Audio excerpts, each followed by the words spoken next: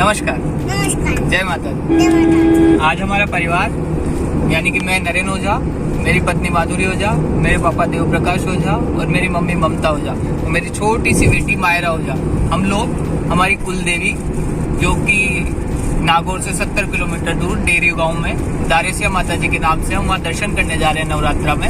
हमारा सफर बूंदी से स्टार्ट हुआ है क्योंकि हम बूंदी के ही रहने वाले हैं। हालांकि मेरे पापा और दादाजी कई बार जा चुके हैं, तो ये हमारा शायद 5वां ट्रिप होगा। तो हमने ये सोचा कि इस बार नवरात्र में उनका दर्शन किया जाए और भोग लगाया जाए। हम बूंदी से स्टार्ट हुए। हमारा वाया रूट हमने जो तय किया है यहाँ से अजमेर से पुष्कर और पुष्कर से नागौर होते हुए हम हमारे गांव में पहुंचेंगे। अराउंड कुछ 400 किलोमीटर का सफर रहेगा। तो लेट्स एंजॉय द ट्रिप। बीच बीच में जो भी वीडियोस या क्लिप्स होंगी हम आपको जरूर बताते जाएंगे। चलो बुलावा आया है, माता ने बुलाया है। ऊंचे पर्वत पर मैंने मां जो मांगा सो पाया है। चलो बुलावा आया है। जैसा कि हमने आपको बताया कि हमारा जो रूट रहेगा वो बूंदी से वाया अजमेर रहेगा। तो आप देख सकते हैं ऊपर बोर्ड पे अजमेर यहाँ से कुछ 123 किलोमीटर है। इसके लिए हमें यहाँ से लेफ्ट टर्न लेना पड़ेगा।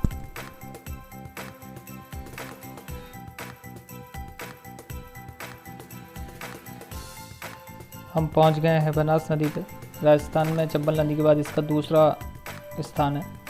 इसी पे ही बिसलपुर बांध बनाया गया है।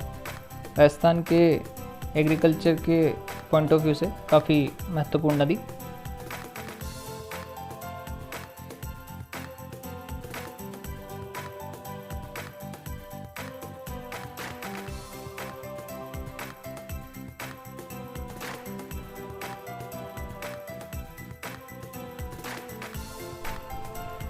ये देखिए हम पहुंच चुके हैं अजमेर शहर में। अजमेर भी काफ़ी प्रसिद्ध जगह है यहाँ के कुछ लोकप्रिय स्थलों की वजह से, जैसे कि दरगाह शरीफ, आना सागर झील, 2.5 दिन का झोपड़ा।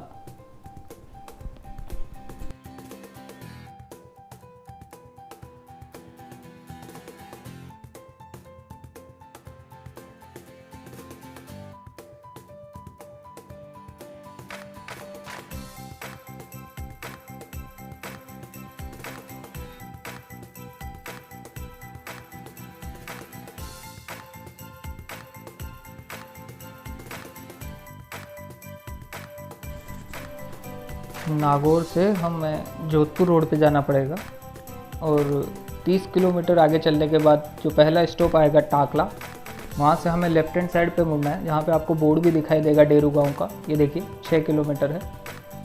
इसी रोड पे जैसे ही हम अंदर जाएंगे तो ये देखिए माता जी का गेट आपको दिखाई देगा यहाँ से।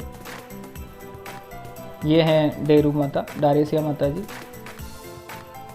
सुप्रभात। हम रात्रि को यहीं रुके थे, तो अगली सुबह का पहला व्यू। आइए अब आपको ले चलते हैं मंदिर के प्रांगण में। जैसे ही हम अंदर जाते हैं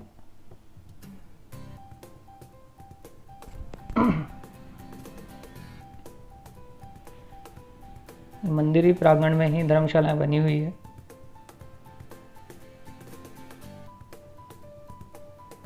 मैं आपको थोड़ा नज़दीक से दिखा देता हूँ।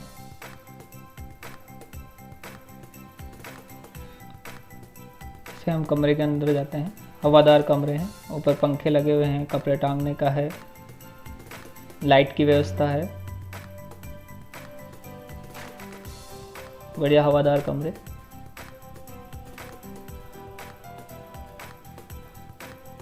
पंखे की भी व्यवस्था यहाँ पर दी गई है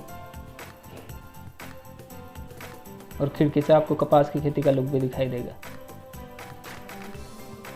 ये देखिए पूरा एक लुक।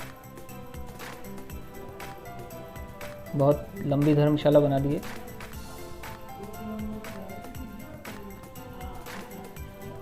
ये देखिए यहाँ पे जो भी दर्शनार्थी आते हैं वो कबूतर वगैरह के लिए दाना भी डालते हैं। मंदिर परिसर में ही रात्रि विश्राम की व्यवस्था की गई है। यहाँ आपको गद्दे, तकिए, चादर वगैरह मिल जाएंगे। और अगर आप भोजन बनाना चाहते हैं तो उसके लिए भी बर्तन आपको यहीं पे अवेलेबल हो जाएंगे। आपको दूर से ही पूरी धर्मशालाएं, ये मंदिर का दूसरी तरफ का हिस्सा।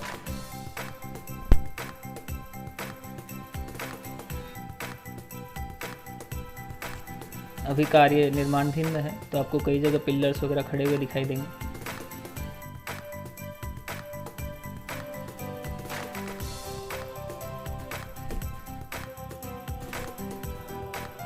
हमारे फादर के कहने पे हमने भोजन की व्यवस्था यहीं करी थी। यहीं हमने कन्या भोज भी कराने का प्रोग्राम बनाया था। तो हम अपना जो भी खाने पीने का सामान था, बर्तन, गैस वगैरह सब घर से ही लेके आए थे।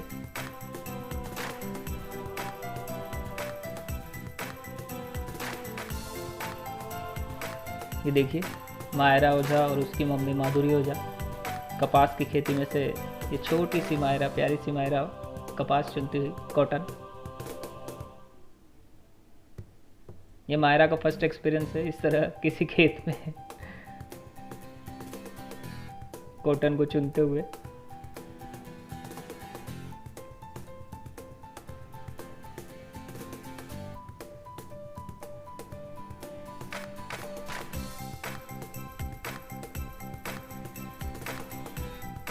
मायरा को इस काम में इतना आनंद आ रहा था कि उसने पूरी की पूरी थैली ही भर ली कपास की।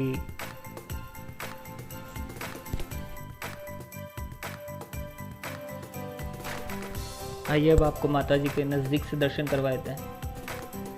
ये मंदिर के पुजारी और माता श्री, ये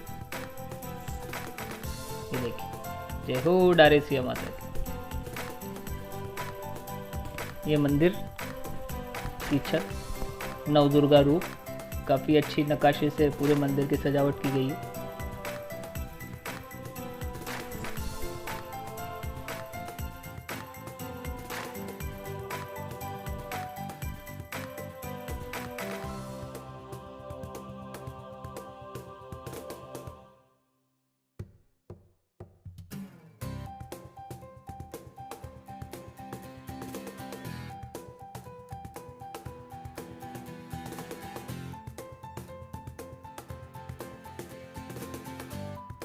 ये हमारा पूरा परिवार, मैं, मम्मी, पापा, मेरी वाइफ और मेरी बेटी। ये मेरी बेटी, मेरी वाइफ और एक प्यारी सी मायरा। अजमेर की प्रसिद्ध दाना सागर झील, ये देखिए आप झील में मछलियों को तैरते हुए। हमने यहाँ मछलियों को दाना भी खिलाया था।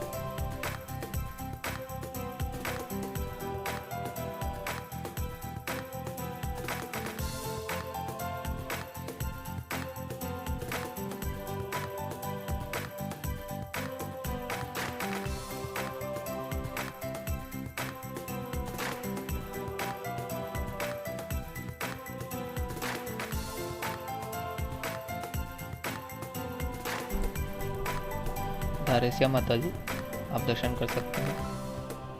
हम जो पूजा वगैरह ले गए थे, पंडित जी श्रृंगार करते हुए, अद्भुत मंदिर के पुजारी जी का नाम और मोबाइल नंबर, मायरा अपने दादा दादू के साथ। मंदिर में जिन लोगों ने योगदान दिया है उनके भी नाम यहाँ पे हैं, और ये बोर्ड जिस पे आप वहाँ की जानकारी पूरी तरह पढ़ सकते हैं।